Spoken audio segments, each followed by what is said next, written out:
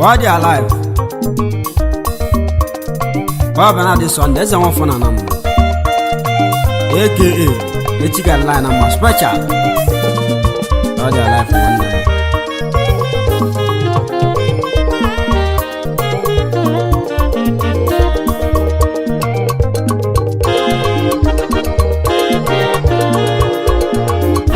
Namola mugeto na chijile jigifu. Ife chizila ka egeme o nwa mụla mụgito no na chijile jigifu ife chizila ka egeme no nwa mụla mụgito na chijile jigifu ife chizila ka eme o amụọnụ nwatakịrị una fugo leze n'oge eto amụọnụ nwatakịrị eleze n'oge eto ife chizile ka o eme o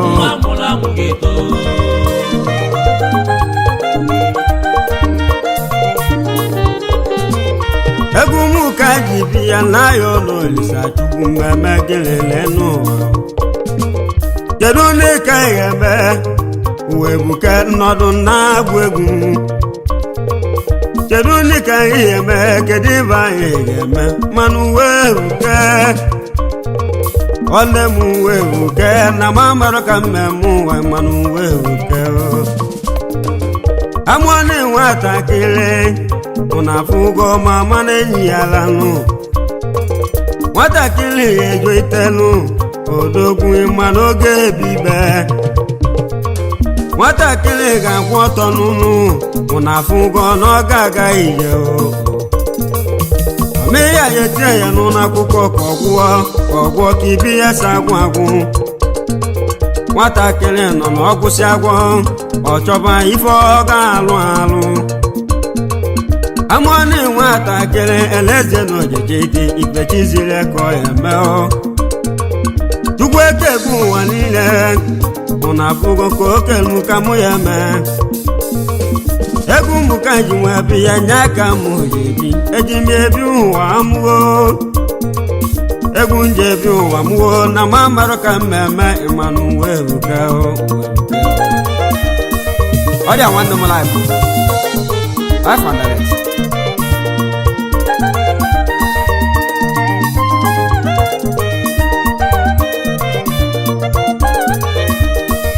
oje n'ụwa dị okwu obodo mụ na ya ochi mụ oje n'ụwa dị okwu obodo mụ na ya ochi mụ nke onye na-emene n'ụwa asị m biko jisi ike nke onye na-alụ ụwa ọrụ ya ụmụ Igbo n'ọdụ nna ya ochi mụ ọrụ mmụọ Igbo jisi ike ife onye tatalụ ka oge eli ife onye agbata nna mgbe nlugo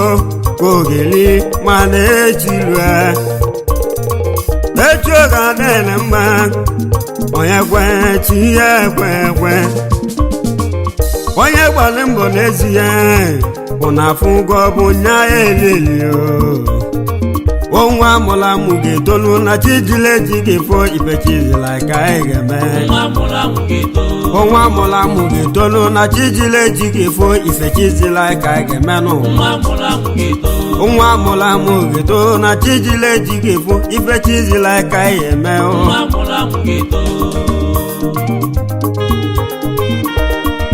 eji m egwu ekene mmadụ dịka mba malụ ezuọbanụ odogwu na mụzi anam ọrụ egwu a ka njata gị m ọma ọgọdọ alụ ọlụ ngwede nwanne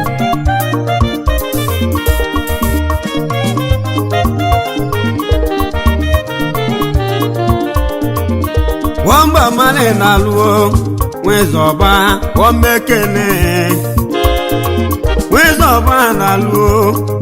odumodu na mmekene odumodu mmekene odumodu biko nkiji isi ike oyi ọkụ na mmekele ọmba male ọkụ mmekele odumodu nwanyị nọ n'ime ya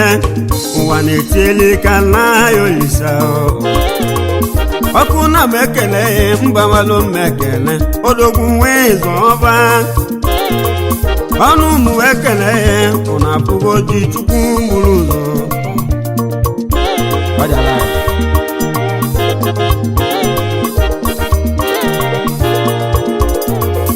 ọgbalị mmekele mba malụ odogwu ngwọ mmekele oge Igbo ji aka dọwa gwa ọnụnụ mmekele si gị biko jisi ike omego mmekele ọmọgọ daalụ mmekele ị na-alụla gị odogwu bụ na anụgo jee wunye ụlọ gị lalodu na Lagos na-alụ mba malụnụ ọkwụwo mmekele ọnụ mụ na-ekele landlọdụ na ọka na mmekele yo ọnụ mụ na-ekele ijelu ọka jalụ ụlọ nke gị asị m Chukwu gozie bụ na afụgo ka ha si agwa egwu mba amalaeze ọba odumodu mmụzi anamoke isi eji enu mba amalaeze ọbanụ odumodu na-alụ na mmekele ị na-alụga n'ọdọgwu jalụ ụlọ nke gị ọba male gị na-alụ ọlụ onye na-alụga n'ọdọgwu jalụ ya ụlọ nke gị ọnụ mmekele nwata bụtakwuru eze koli ego kpatara n'aka ihe ọ chọrọ ịma nwa na-alụ iko ọnụ mmekele ịnụ odogwu mgbamale mgbamale na-alụgo nwizu ọba mmekele ọnụ mmekele odumodu nwụzi amụka isi eje ana mgbe oke isi bịa ọganyala na-alụgo ọganyala na-elili fie odogwu ọ na-enwe anwụle ọganyala na-elili fie odogwu ogo na-enwe anwụle ndị bweli moto rike mana ọnụ mekele ọmọgọ na-alụ ndị bweli mechi na-erike motosaịkụl obodo farili nne mọnụ mụ na-ekele mba malụmdumoduwo mmekele ọnụ mụ na-ekele ihe oji Chukwu bụrụ ụzọ ọnụ mekele ife izulu ka ị na-eme mana ọ dajọgarụ odumodu mekele ife izulu ka a na-emelụ na ọ dajọgarụ odumodu na-alụ echi mgbe obelanụ n'ọnụ mekele na-alụ ọgọ chimobe na-alụ n'ọnụ mekele ọnụ mekele odumodu nwanyị nọ n'ime ya na-ekele mmụọ n'anya kwa Chukwu nyere gị ego ọ bụ Chukwu nyere gị ego oyibo juru garụ kwanye aka iji wee kpata ego iyi ebe ike oyisike onye gbata ego nu asị m elote ndị ọhịa ya lụrụ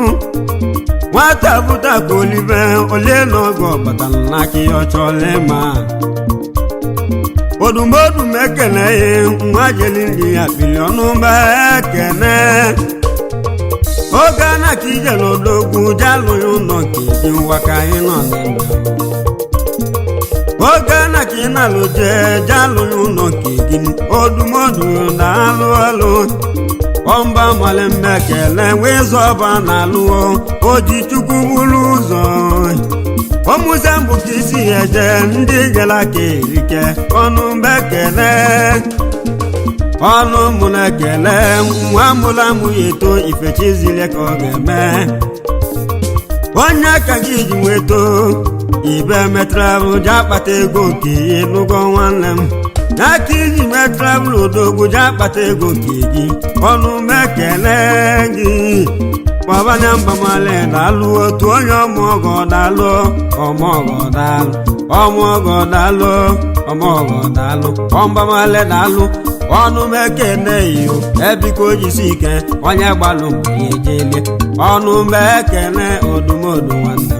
m ọba male dumodo na mmalụ medalụ ọgụ ọmọgọ na ya dị ọnụmekene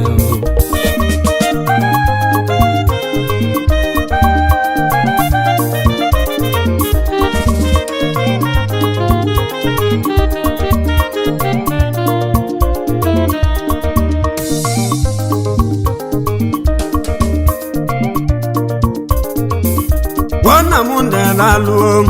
nwabatu ọnụ mekene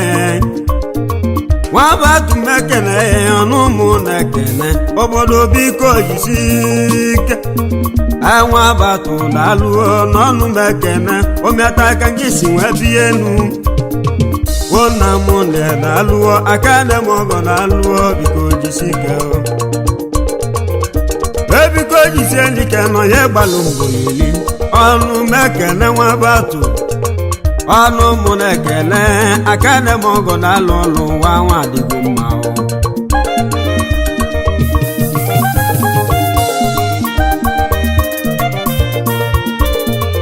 eji m egwu ekene mmadụ ka azụ kenu nwata na-ele ọzọ nwata na-achụ nke ọ dịka ọ bụ ajọ nwa ọrụ mmịa ata ka isi bi ụwa ọnụ m ekele ego bụ okeji oke echi ya ziri nwanne m laịf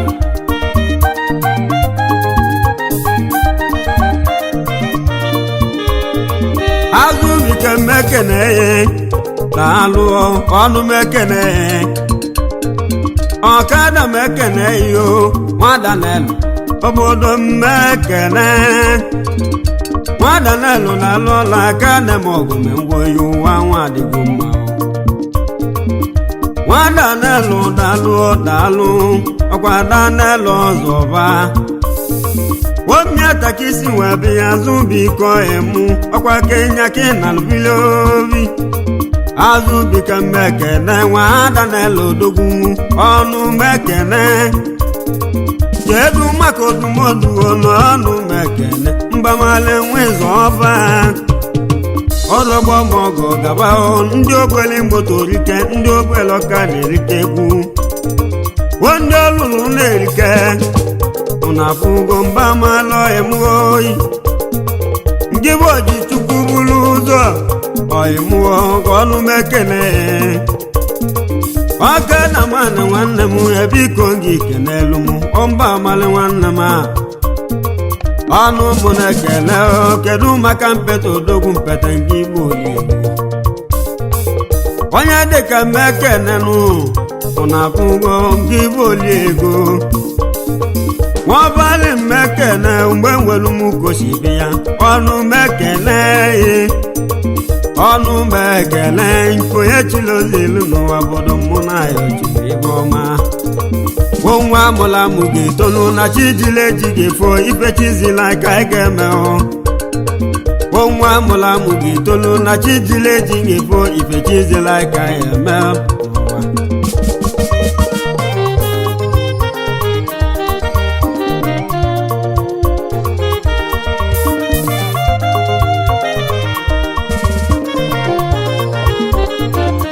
ejike mekene nwatoni na-alụ ọnụ mekene ejike mekene ejike nwatoni odogwu jisike ka onye lụtara ka oge eli ejike nwatoni emeka ịlụlụ ọnụ nwatoni na-alụ ọnụ mekene obodo mmụ bịara egwu oyi nwa mụla mụ ya eto nwa mmatọ na-ejikwu nwa aka ị nọ na-eme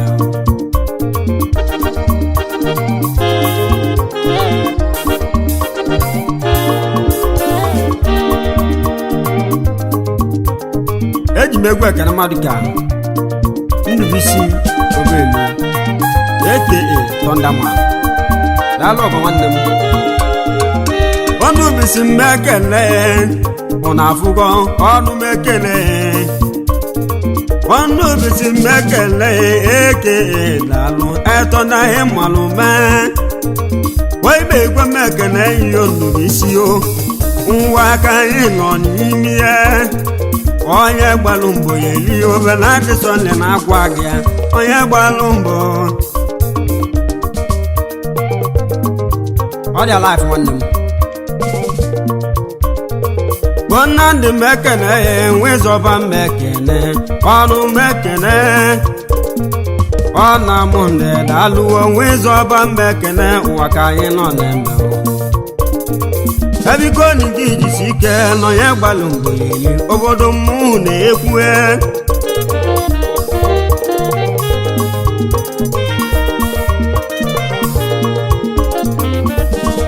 eji megwu ekene mmadụ ka anyị agboso chief aka landman daalụ ọgọ nwanne m ọrụ efu ezuru ka ọ na-eme life and direct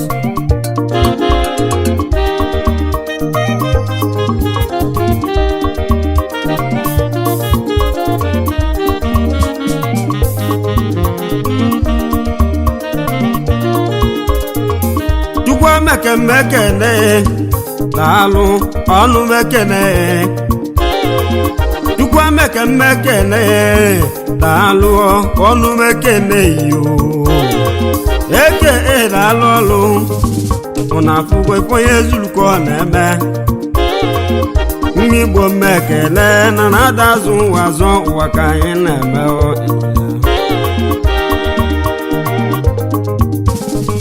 eji m egwu ka mmadụ ka soki nwa ọbịa akwọ Toki Jadon Odogwu na Kenya ọrụ efu ezuru kwa na m on m life and direct esoki mmekele nwa ọbịa chenge dalụ nwa ka anyị na-ebe esoki mmekele yi nwa ọbịa che nwa akwọlụ ọnụ mekele wabeche mekene ihe welu mgbe oke isi ya nwanne chọsụ na alụ ngozi achọ na m mmekene wabeche mmekene ọnụ mekene unu ọnụ mekene ibo onye zuru ka ọ na-eme n'ụwa na mmụ na-agwa gị ya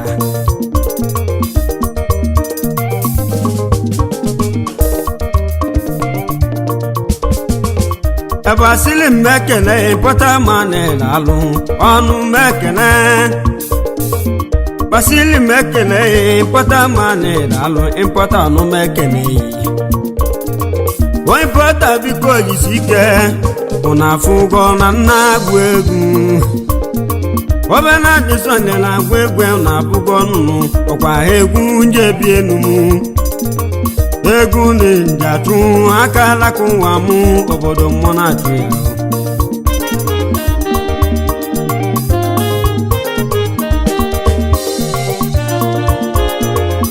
Austin mekene Austin ụna afụ ụgwọ ọnụ mekene eke emekene edọnụọ ọnụ mekene Austin mekene eke ejalọnụ ụwa ka anyị na-eme Austin ọnụ mekele ị na-alụ oko ezulu ka ọ na-eme ụwa ka anyị nọ na-eme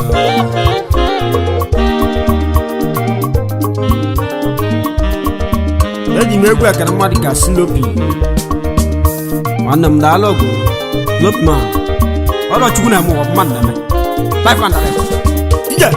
ije ije ije ije ịgba sa ije ịgba sa ije ịgba sa ije ịgba sa ọ dị nwanne oboy taa life and direct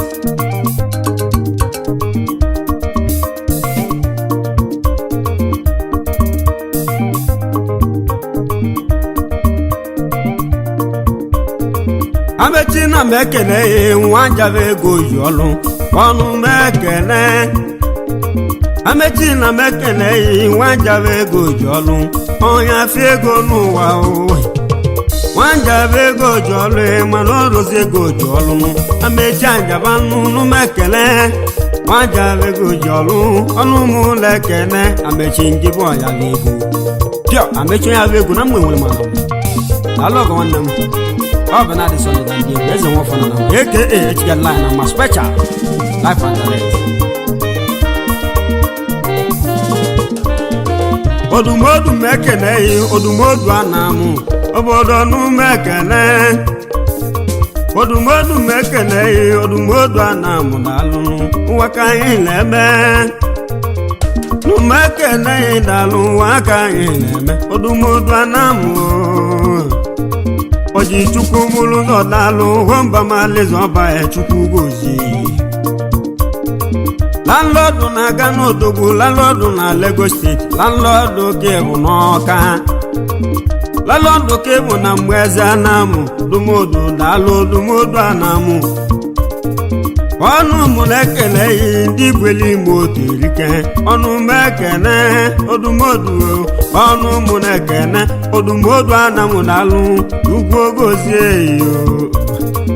odumodu Anamụ dalụ aka nne m ọgọ nalụ ngozi ụwa nwa adịgo mma ọ dị alive eji m egwu ka mmadụ ka Sunday Oluwinyi aka Uwego Akụchinweze Akụchukwu meleze ugwu gozie gị nwanne m ọ dị alive Sunday m ekene enweduwili na alụọ ọnụ m ekene ọnụ mụ na-ekene yo ọnụ mụ na-ekene ebe ike o jisi ike ọbela dị sọ na gụwa ga-egwu mbụ ka njebi nwa m obodo mụ na ayochiri ife ọma na-ene m eji m egwu akara mmadụ ka Ikechu aka ekpuchi ọnwa ọ dị a nwanne m aki m ekene eyiyo Ikechu m ekene aka ekpuchi ọnwa